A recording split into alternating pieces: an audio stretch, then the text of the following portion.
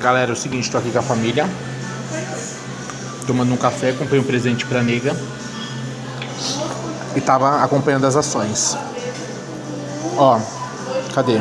Aqui, ó, Solid Brace Nice aqui, $314. Eu acabei de vender, olha aqui, por 370. Eu ganhei 50, acho que $56, que é mais de R$ 250 nesse momento, ó.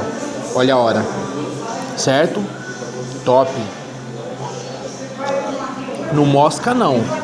Ó, a Tesla, se eu vender agora também dá R$ 15, $15, R$ 15 no caso, certo? Top, né? É isso, compra meu curso. Saindo daqui, ó, do cafezinho como?